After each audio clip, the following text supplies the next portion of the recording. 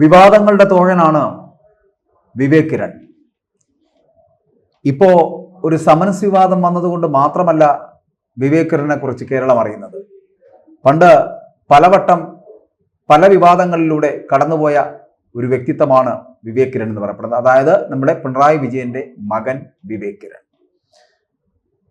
വളരെ കാലത്തിന് ശേഷമാണ് ഇപ്പോൾ നമ്മൾ ഈ മുഖ്യമന്ത്രി പിണറായി വിജയനുമായി ബന്ധപ്പെട്ടിട്ട്, അല്ലെങ്കിൽ പിണറായി വിജയന്റെ മകൻ വിവേക് കിരണുമായിട്ട് ബന്ധപ്പെട്ടിട്ടുള്ള വാർത്തകളിലൊക്കെ ഇടം പിടിച്ചിരിക്കുന്ന അദ്ദേഹം അങ്ങനെ വിവാദ നായകനായി മാറുന്ന ഒരു അവസ്ഥയിൽ എത്തിയിരിക്കുന്നത് തന്നെ ഇപ്പോൾ ഈ സമൻസ് വിവാദവുമായി ബന്ധപ്പെട്ട്. ലാവ്ലിൻ കേസിൽ 2020 ED വിവേക് കിരണിന് സമൻസ് അയച്ചു എന്ന ഒരു റിപ്പോർട്ട് ഉണ്ടായിരുന്നു. അപ്പോൾ ആ റിപ്പോർട്ടിനെ തുടർന്നാണ് ഇപ്പോൾ അദ്ദേഹം വാർത്തകൾ ഇടം നേടിയിരിക്കുന്നത്. മുഖ്യമന്ത്രിയും CPMന്റെ കേന്ദ്രങ്ങളും CPM നേതാക്കളും ഒക്കെ ഇതിനെതിരെ ശക്തമായിട്ടുള്ള നിലപാടാണ് എടുത്തിരിക്കുന്നത് എങ്കിൽ കൂടിയും പാർട്ടിയുടെ നിലപാടുകളോ അല്ലെങ്കിൽ അച്ഛനായ പിണറായി വിജയന്റെ നിലപാടുകളോ ഒന്നും അല്ലല്ലോ ആവശ്യം. നിയമത്തിന്റെ ആയിട്ടുള്ള വഴികളുണ്ട് എന്നുള്ളതാണ്. ഇവിടെ അച്ഛൻ ആയിട്ടുള്ള പിണറായി വിജയൻ പറഞ്ഞു വെക്കുന്ന തൻ്റെ മകന് സെക്രട്ടേറിയറ്റിൽ എത്ര മുറികളുണ്ട് എന്ന് പോലും അറിയില്ല എന്നുള്ളതാണ്. അത്രയും പാവപ്പെട്ട ഒരു മനുഷ്യനാണ്.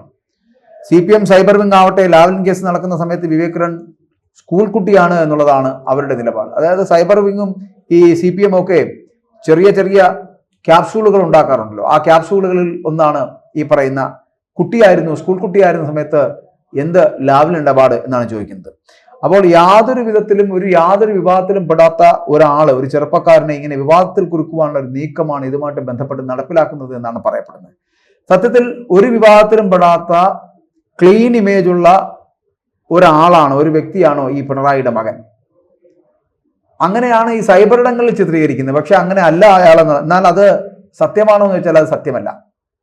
കാരണം നേരത്തെ വിവേക് കിരണിന്റെ വിദേശ പഠനവും ഒപ്പം തന്നെ ജോലി അടക്കമുള്ള കാര്യങ്ങളിലൊക്കെ വലിയ വിവാദങ്ങൾ ഉണ്ടാക്കിയിട്ടുണ്ട്. 2005 കാലഘട്ടത്തിൽ പിണറായിയുടെ മകൻ വിവേക് കിരണിന് ബർമിംഗ്ഹാം യൂണിവേഴ്സിറ്റിയിൽ പഠിക്കാൻ പോയ സമയത്ത് കേരളത്തിൽ അന്നൊരു വലിയ വിവാദം ഉണ്ടായിരുന്നു. ഈ ബർമിംഗ്ഹാം യൂണിവേഴ്സിറ്റിയിൽ എങ്ങനെ എത്തി എന്നുള്ളത്. അപ്പോൾ ഇംഗ്ലണ്ടിലെ ബർമിംഗ്ഹാം സർവകലാശാലയിൽ ബിസിനസ് മാനേജ്മെന്റ് പഠിക്കാനുള്ള ലക്ഷങ്ങൾ, എനിക്ക് തോന്നുന്നു അവിടെ ഏകദേശം 20 ലക്ഷം രൂപയ്ക്ക് അധികം ഫീസ് ഇനത്തിൽ തന്നെ വരും. പിന്നെ അവിടുത്തെ ഹോസ്റ്റൽ ഫീസും ബാക്കിയുള്ള കാര്യങ്ങളും ഭക്ഷണവും താമസവും എല്ലാം കൂടി ചേർത്ത് ഏകദേശം ഒരു 50 ലക്ഷം രൂപയെങ്കിലും ഈ മാസ്റ്റർ ഡിഗ്രി പഠിക്കാൻ പോകുമ്പോഴത്തേനും ബർമിംഗ്ഹാമിൽ ചിലവാകേണ്ടി വരും എന്നുള്ളതാണ്. ഇതൊക്കെ എവിടെ നിന്ന് ലഭിച്ചു എന്നതിനെക്കുറിച്ച്, എവിടെ നിന്നാണ് ഇത്രയും ലക്ഷങ്ങൾ കിട്ടിയത് എന്നും ലക്ഷങ്ങൾ മുടക്കി എങ്ങനെയാണ് ഒരു കമ്മ്യൂണിസ്റ്റുകാരൻ്റെ മകന് പഠിക്കാൻ പറ്റിയത് എന്നൊക്കെ അന്ന് വലിയ വിവാദങ്ങളുണ്ടായിരുന്നു.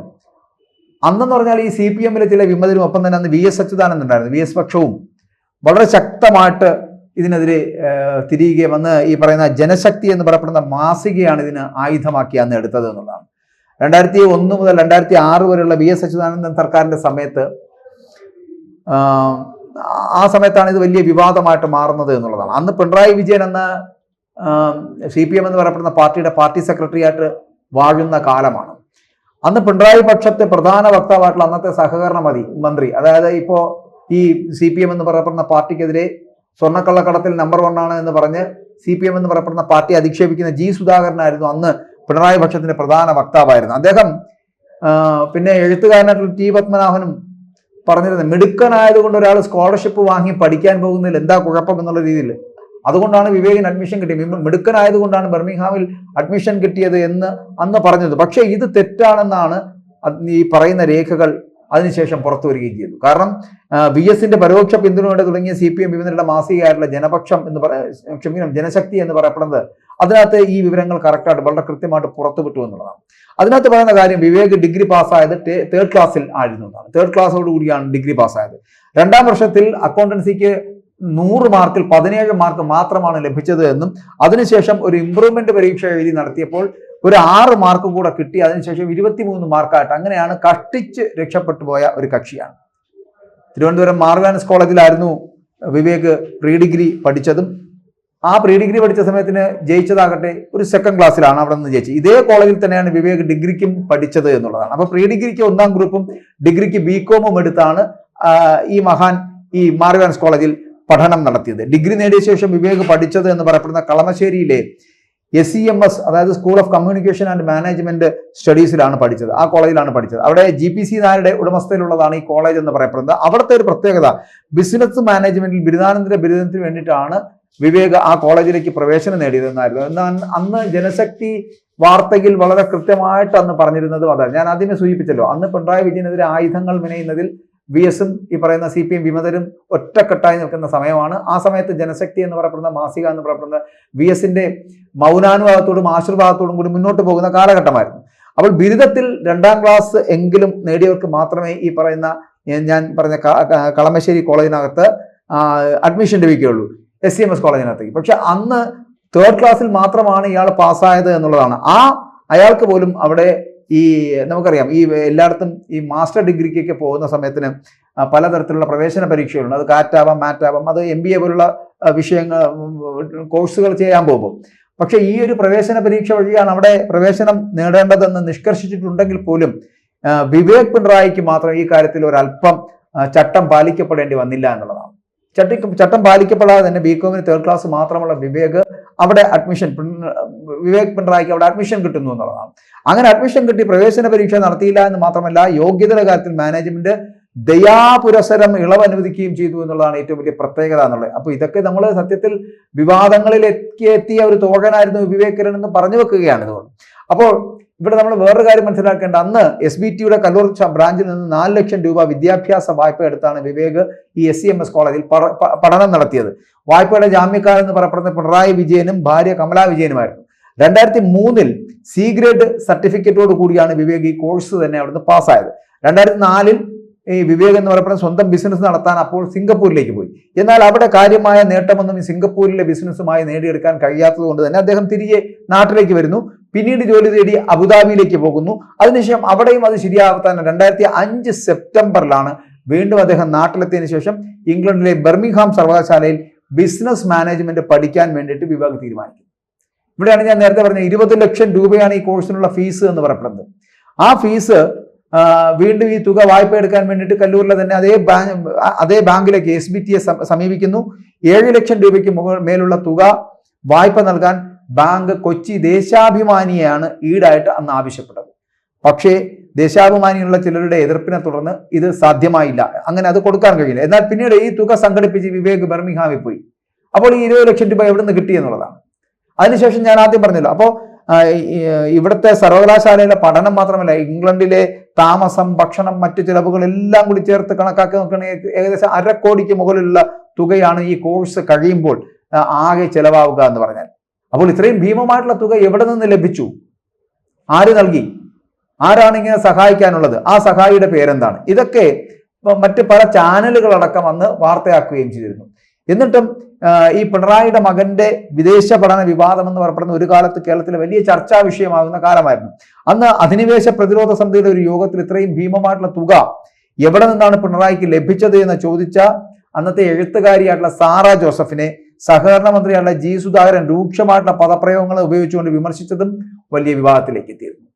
അങ്ങനെ മിടുക്കരായിട്ടുള്ള കുട്ടികൾ സ്കോളർഷിപ്പ് നേടി വിദേശത്ത് പഠിക്കുന്നതിൽ ആർക്കും അസൂയപ്പെടേണ്ട കാര്യമില്ല എന്ന് വളരെ വലിയ വായിൽ അന്ന് G സുധാകരൻ പറയുകയും ചെയ്തു. അതേ G സുധാകരനാണ് ഇപ്പോൾ പിണറായിയെ തെറി വിളിക്കുന്നത്.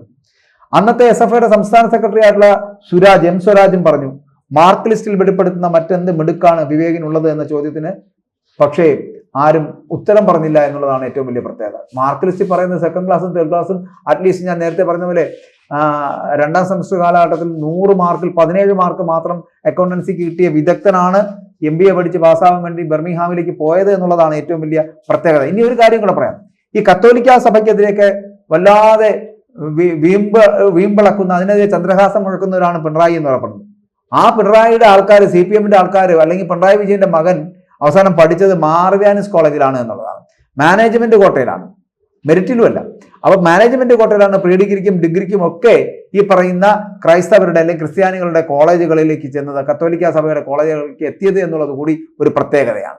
ഇനി പിണറായിയുടെ മകൾ വീണ പഠിച്ചത് എവിടെയാണ്? അമൃതാനന്ദയുടെ കോളേജിലാണ്. അവ ഇതിനായിട്ട് കാര്യങ്ങളൊക്കെ എന്തൊക്കെയാണ് നടത്തിയിട്ടുള്ളത്, ഏത് തരത്തിലാണ് അതിന്റെ പ്രവർത്തനം നടത്തിയിട്ടുള്ളത് എന്നുള്ളതൊക്കെ ഈ ബെർലിൻ കുഞ്ഞൻ നായർ എഴുതിയിട്ടുള്ള ഒരു ആത്മകഥയുണ്ട്.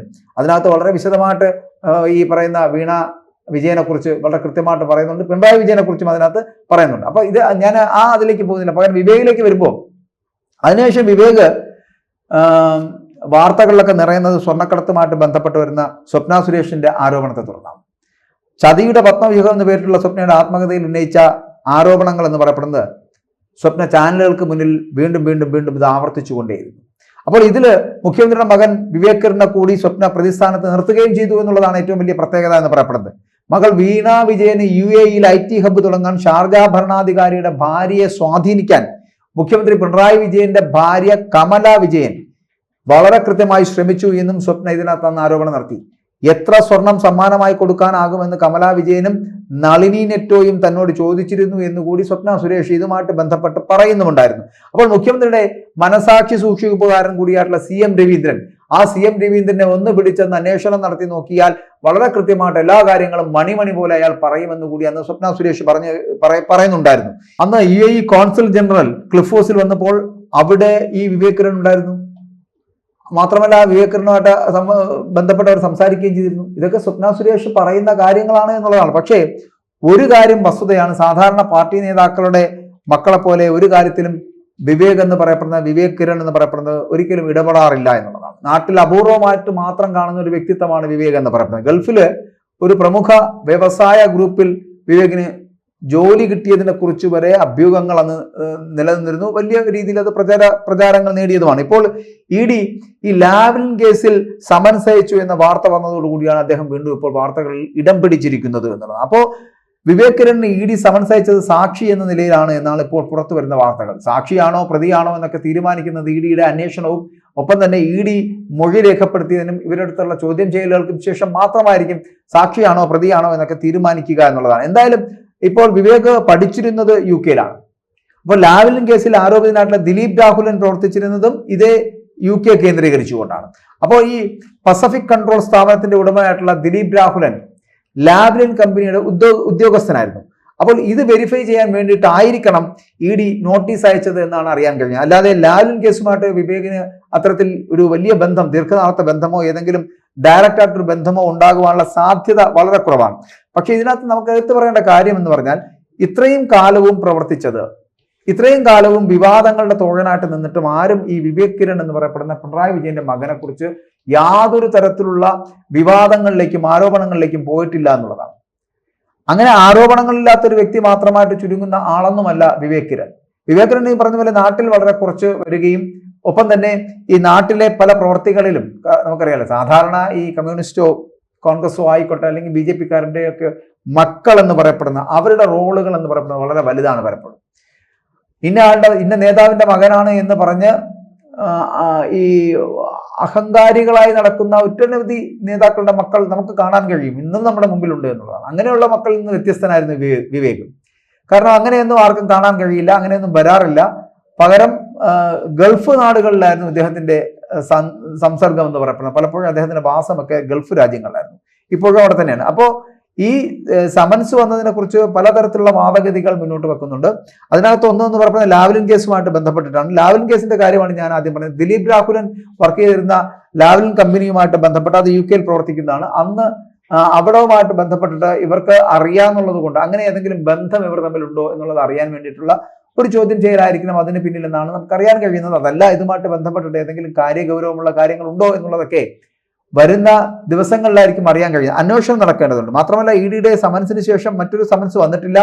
ED ഒന്നാമതൊരു സമൻസ് അയക്കുക, വീണ്ടും ഒരു സമൻസ് അയക്കുക, അങ്ങനെ 3 സമൻസ് അയച്ചതിന് ശേഷവും ഹാജരായില്ല എന്നുണ്ടെങ്കിൽ ആരെയാണോ വിളിപ്പിച്ചത് അവരുള്ള സ്ഥലം നോക്കി റെയ്ഡ് നടത്തി അവിടെ നിന്ന് പിടിച്ചെടുക്കുക എന്നുള്ളതാണ് ED ചെയ്യാറുള്ളത്. പക്ഷെ അത് ഈ കഴിഞ്ഞ 2-2.5-3 വർഷമായിട്ട് നടപ്പിലാക്കിയിട്ടില്ല എന്നുള്ളത് EDയുടെ ഭാഗത്തുള്ള വീഴ്ചയാണോ അതോ ഇദ്ദേഹത്തിന് ആരെങ്കിലും സംരക്ഷിക്കുന്നതാണോ എന്നൊക്കെ നമുക്ക് വരുന്ന ദിവസങ്ങളിൽ അറിയാൻ കഴിയുന്നതാണ്. കാരണം ഇനിയുള്ള അങ്ങോട്ടുള്ള ദിവസങ്ങളിൽ വിവേക് കിരണുമായിട്ട് ബന്ധപ്പെട്ട് വരുന്ന വാർത്തകൾ വളരെ ചൂടോടുകൂടി പുറത്തു കൊണ്ടുവരും. കാരണം തദ്ദേശ സ്വയംഭരണ തെരഞ്ഞെടുപ്പ് വരുന്നു, നിയമസഭാ തെരഞ്ഞെടുപ്പ് വരുന്നു. അതിനു മുൻപ് പിണറായി വിജയനെ എങ്ങനെ വലിച്ചുകീറി ഒട്ടിക്കാമെന്നതിനെ കുറിച്ച് പ്രതിപക്ഷ കക്ഷികളടക്കം ആലോചിക്കുന്നുണ്ട്. അതിന്റെ ഭാഗമായിട്ട് തന്നെയായിരിക്കും ഇത്തരത്തിലൊരു തീരുമാനം ഉണ്ടാകാൻ പോകുന്നത്.